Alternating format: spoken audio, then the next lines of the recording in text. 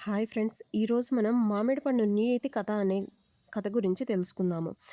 ఒక రాజు అడవిలో వేటకు వెళ్ళాడు. అనుకోకుండా దారి తప్పి అడవిలో తిరగసాగాడు.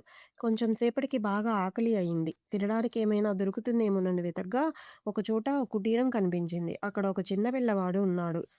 బాబూ, బాగా ఆకలిగా ఉంది. ఏమైనా ఉంటే తినడానికి ఇవ్వు అని అడిగాడు. ఆ పిల్లవాడు 2 మామిడి పండ్లు తెచ్చి ఇచ్చాడు. అవి చాలా తియ్యగా, మధురంగా ఉన్నాయి. వాని రుచి చూసి రాజు, అబ్బా! ఇలాంటి తియ్యని పండ్లు ఇంతవరకు ఎప్పుడూ తినలేదు అనుకుని ఆ చిట్టు పళ్ళన్నీ తెంచి వెంటనే నాకు ఇవ్వు అన్నాడు. లేదు, ఇవి ఎవరికీ ఇవ్వకూడదు. మీలాగే ఆకలితో ఇక్కడికి వచ్చే వారి కోసమే ఈ పళ్ళు అన్నాడు బాబు.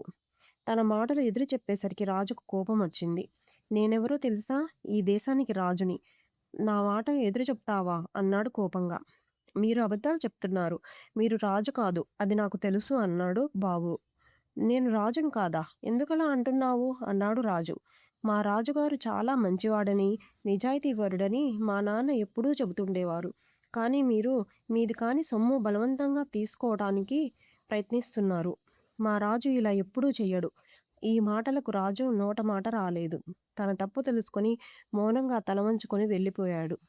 ఈ కథలోని నీతి ఏమిటంటే, నిజమైన నాయకుడు బలవంతం చేయడు. న్యాయం, దయ, నిజాయితీతో ప్రజల గౌరవాన్ని సంపాదిస్తాడు.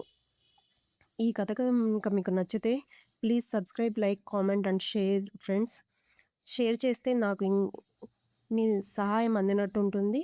Thank you friends.